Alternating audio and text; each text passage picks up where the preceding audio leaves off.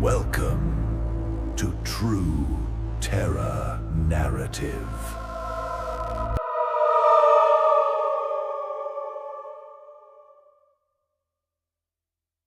In 1998, a retired Navajo ranger named Edward Nez was asked by a colleague to revisit a series of welfare checks he had previously conducted for an elderly couple living near Mexican Water, Arizona.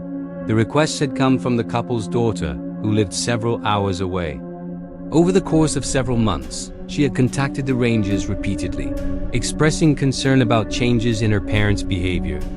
When asked directly what was wrong, her parents refused to provide details. They insisted they were fine, that nothing was happening, and that their daughter was worrying unnecessarily. At first, Nez saw nothing unusual. The couple, Thomas and Evelyn Yazy, were lifelong residents of the area. Their home sat near a dry ravine, surrounded by open land and grazing fields where they kept a small flock of sheep. The region was quiet even by rural standards. At night, the landscape fell completely silent, broken only by wind and the occasional animal call. The first incident, Evelyn described, had occurred late in the summer. She had awakened one night to the sound of gentle knocking at the living room window.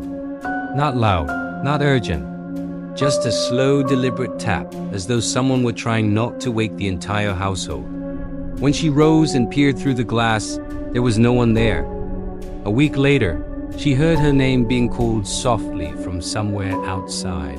Sometimes the voice sounded like her husband. Other times, it resembled her sister, who lived hours away and had not visited recently. Evelyn dismissed these moments at first, assuming they were tricks of the wind or the result of half-formed dreams. But the calls became more frequent and more precise. One evening, while preparing dinner, she glanced out of the kitchen window and saw a tall figure standing several yards from the house. The light was fading, and the figure appeared only as a dark outline facing the home. It did not move. It did not shift its weight. Evelyn watched it for several seconds, waiting for some sign of life. When she finally turned to call for Thomas, the figure was gone. Around this time, Thomas began sleepwalking again. He had done so occasionally as a child, but Evelyn had not seen the behavior since the early years of their marriage. Now she would sometimes wake in the night to find him standing in the bedroom doorway. His eyes were half open, his head tilted slightly, as though listening to something she could not hear. He never spoke during these episodes. He would turn, walk a short distance down the hall, pause, then return to bed. In the morning, he remembered nothing. The moment that disturbed Evelyn most occurred in early autumn. She awoke one night to the sound of slow steps outside the bedroom window.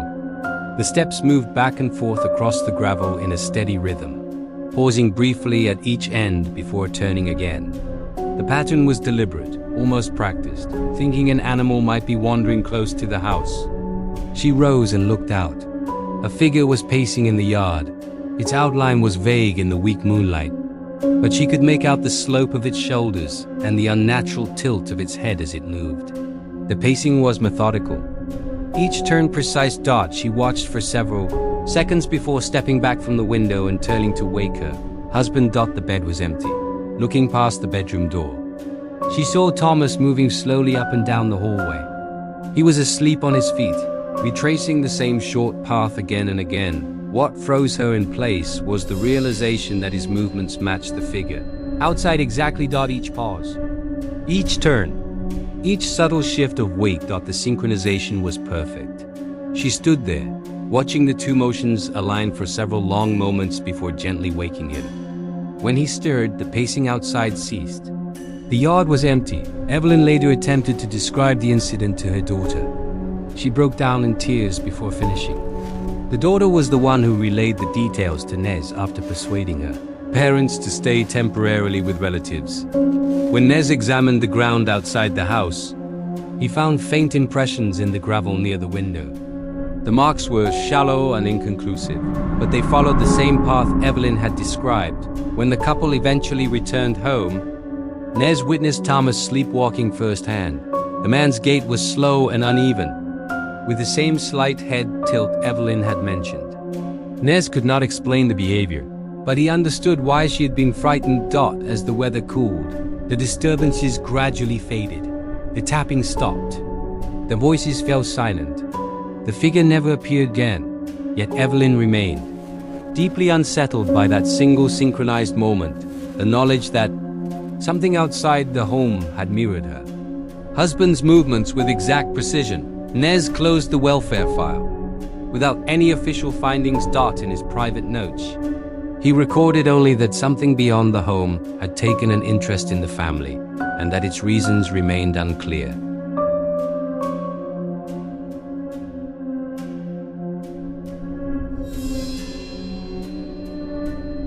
In February of 2014, a highway maintenance worker named Jacob Thorne was assigned to clear a remote stretch of ridge road between the towns of Monticello and Blanding.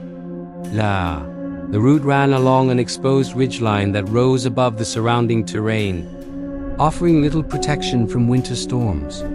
During heavy snowfall, the road was known to disappear entirely beneath drifting snow, leaving only the guardrails and occasional reflective markers to indicate its path. Thorne had worked winter shifts for more than 20 years and was familiar with the isolation that accompanied such assignments. On this particular evening, however, he later admitted that something about the silence felt different. Snow had been falling steadily throughout the day, and by nightfall visibility was already deteriorating. The plow's headlights carved a narrow tunnel through the darkness as Thorne worked his way along the ridge. The radio crackled occasionally with static, but no active transmissions came through. The road was officially closed and no other vehicles were expected in the area. Shortly after 9 o'clock, Thorne noticed a shape ahead of the plow. It appeared briefly at the edge of the headlamp's reach, before dissolving back into the swirling snow. At first, he assumed the storm had distorted the light, creating the illusion of movement. Such things were not uncommon during whiteout conditions. Several minutes later, he saw the shape again. This time it was clearer. A dark outline moved slowly along the center line of the road, always remaining just beyond the plow blade. The figure did not stumble or drift. It walked steadily, maintaining a consistent distance no matter how Thorne adjusted his speed. Each time the wind strengthened and visibility dropped, the shape vanished. Each time the snow eased, it reappeared in exactly the same position. A short while later, Thorne's radio crackled to life. Through the static, he heard what sounded like his supervisor's voice. The transmission was brief and partially obscured, mentioning a stalled vehicle somewhere farther up the route. Thorne acknowledged automatically, but received no further instruction. The lack of follow-up struck him as odd. With the storm intensifying, he continued along the ridge, assuming the remainder of the message had been lost to interference. As he did, he began to notice something else. At intervals, just moments before the plow passed over them, a single line of footprints appeared on the road surface ahead. They were human in shape, but the stride length was wrong. Each impression was spaced far farther apart than a normal walking pace would allow, and the depth suggested a weight inconsistent with someone moving through snow in winter boots. As the plow reached them, the tracks vanished beneath the blade. When Thorne checked his mirrors, there was nothing behind him. For nearly half an hour, the pattern repeated, a shape ahead, footprints appearing briefly, a presence that remained just out of reach. Thorne found himself leaning forward in his seat, watching intently through the snow for any sign of the silhouette. Despite his focus, the figure never came fully into view. It remained indistinct, as though resisting the headlights' illumination, and yet its presence felt deliberate, as if it were guiding the plow along the empty road. The situation changed as Thorne began descending the far side of the ridge. As the vehicle rounded a gradual bend, the headlights illuminated a dark shape standing directly in the center of the road. This time it did not move. The figure stood with its shoulders angled slightly forward, its head lowered as though watching the approaching lights. Thorne braked hard, the plow shuddering against packed snow as it came to a stop several yards short of the shape. When the vehicle halted, the figure was gone. Thorne remained in the cab for several seconds, listening to the wind batter the sides of the truck. Then he stepped out onto the road to investigate. The storm stung his face as snow whipped across the tarmac in restless sheets. There was no one in sight. No movement. No sign of a person seeking shelter. As he walked forward, he noticed that the plow had stopped directly over a fresh line of footprints. They led toward the vehicle, not away from it. The tracks ended just beyond the front blade. There were no corresponding impressions leading off the road. No marks in the snowbanks. No evidence that anyone had fled or sought cover. With visibility worsening and the storm continuing to build, Thorne returned to the cab and completed the route without further incident. He did not see the figure again that night. The following morning, he reported the encounter to his supervisors. He was informed that no transmissions had been made from his supervisor during his shift, and that no other maintenance vehicles had been logged anywhere near his location. Emergency responders had avoided the ridge entirely. Due to the severity of the weather, the possibility that someone had been caught on the road during the storm seemed unlikely. Thorne later remarked that the most unsettling detail was not the figure itself, but the footprints. They had been perfectly spaced, as though whoever, or whatever, had made them had measured each step before taking it.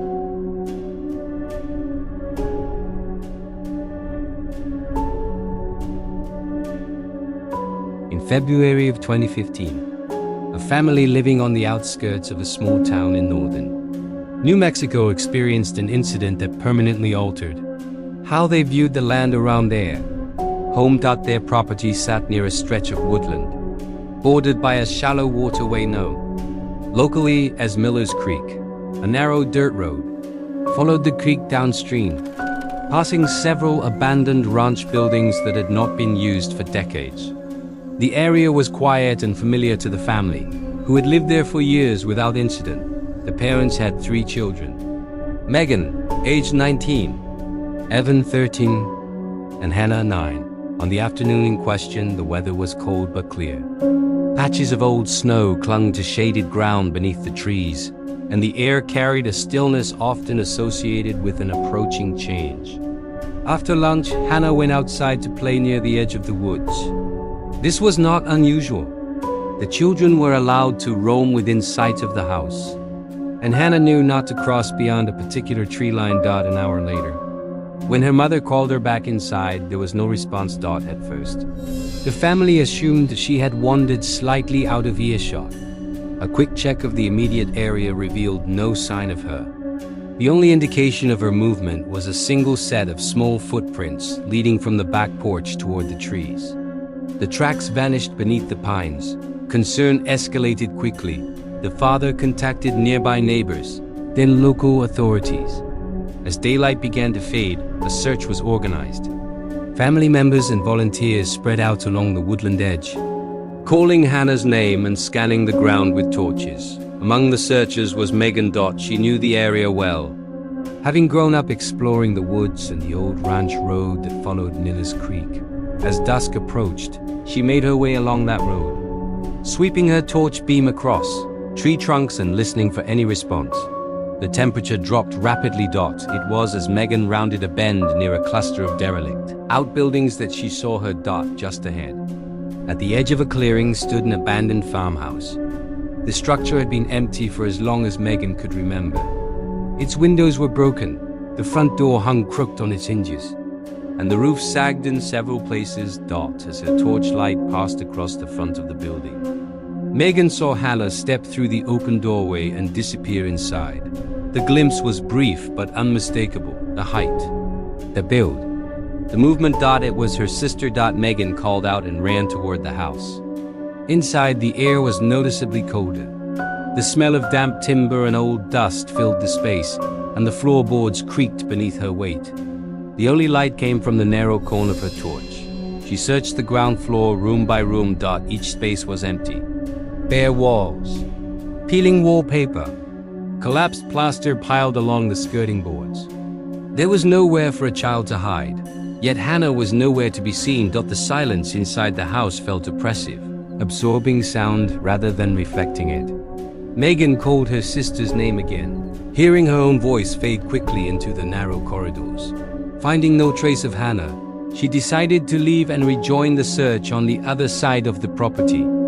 She turned back toward the main hallway that led to the front door. That was when she felt a light tap on her shoulder. The contact was gentle, casual, almost familiar. Later, Megan would describe this moment as the most disturbing aspect of the entire encounter. The touch had felt human. Reflexively, she turned, swinging her torch down the length of the hallway. At the far end, partially framed by a doorway, stood a tall, dark figure. It was motionless. Its outline was just clear enough to reveal that it was far taller than any member of her family. Its shoulders were narrow, its limbs elongated in a way that did not appear natural. The beam of the torch caught a pair of eyes set unnaturally high, reflecting the light back at her with a flat, animal gleam. The rest of the face remained in shadow. The figure did not move. It did not step forward. It did not raise its arms. It simply stood there, watching. Megan fled the house. She stumbled back into the open air and ran toward the sound of the searchers' voices. She did not return to the building. Several hours later, long after darkness had settled over Miller's Creek, Hannah was found by a separate search party near a frozen bend in the waterway. She was shivering and disoriented, but otherwise unharmed. When questioned, Hannah insisted that she had gone into the woods because she heard Evan calling for her. According to her account, his voice had come from somewhere among the trees, saying that he was hurt and needed help. She followed the sound until she became lost. Evan, however, had not left the main search group at any point that afternoon. He had been accounted for the entire time. He had not called to his sister from the woods. In the days that followed, Hannah remained adamant that she had heard her brother clearly. She said the voice had sounded exactly like him. Megan refused to discuss what she had seen inside the farmhouse in detail. She would only confirm that she was certain it had not been Hannah standing at the end of the hall. The abandoned farmhouse near Miller's Creek was demolished several years later. To this day, neither sister is willing to speculate about what had been waiting inside that house, or what had been calling from the woods. They agree only on one detail. For a brief span of time, something had been mimicking their family. Taken individually, each of these encounters could be dismissed. A frightened family misinterpreting sounds in the winter night. An elderly couple disturbed by illness and coincidence. A highway worker misled by storm conditions and fatigue. A child lost briefly in unfamiliar woods. But when examined together, a different picture begins to emerge. Across Utah, Arizona, and New Mexico, across decades, professions and family structures, the same details recur with unsettling precision. A presence that appears just beyond the edge of light. Footsteps that approach slowly and deliberately across open ground. Shapes that resemble people, yet move in ways that suggest their bodies do not function as ours do. Most striking of all is the mimicry. In every case, witnesses describe hearing voices they recognize. A spouse calling from the darkness. A child crying for help. A supervisor speaking through a radio. A sibling calling from the woods. The voices are accurate enough to inspire trust, yet subtly wrong in tone or timing. As though whatever is producing them understands how humans sound, but not how they feel. Equally consistent is the behavior. These encounters are not chaotic. There is no frantic movement, no blind aggression. The presence does not rush. It does not chase blindly. Instead, it watches. It positions itself carefully. It approaches only as far as necessary. In several cases, it appears to test boundaries, standing outside a window, pacing a familiar path, calling a name once, then waiting. And when witnesses resist, when they do not answer, do not follow, do not step closer, the presence withdraws. This raises a question that none of the official reports attempt to answer. If this is a predator, why does it rely on imitation rather than force?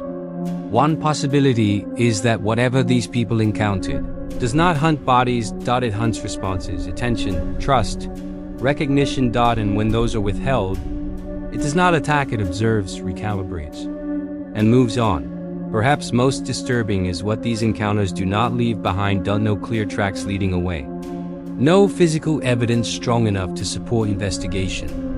No definitive proof, only impressions, memories, and the certainty shared by every witness that what they encountered was aware enough to choose its moment, aware enough to choose its voice, aware enough to stop just short of being seen. Asterisk, there is one final detail common to nearly all of these reports. In every case, the encounter ends not with violence but with restraint. The figure does not enter the house. The voice does not repeat itself endlessly. The presence does not pursue once resistance is shown, but it simply withdraws, which leaves a far more troubling question than whether these encounters are real. Why stop? Why approach so carefully? Imitate so precisely? And then leave without taking anything? Unless, of course, these were not failed attempts, unless the purpose was never to take, but to be noticed, to be remembered, to leave behind the knowledge that something out there is capable of watching us quietly, learning how we sound, how we move, how we respond, and choosing when not to act. Because if something can choose restraint, it can also choose otherwise. And if it has learned how to call your name once, it can learn when to call it again.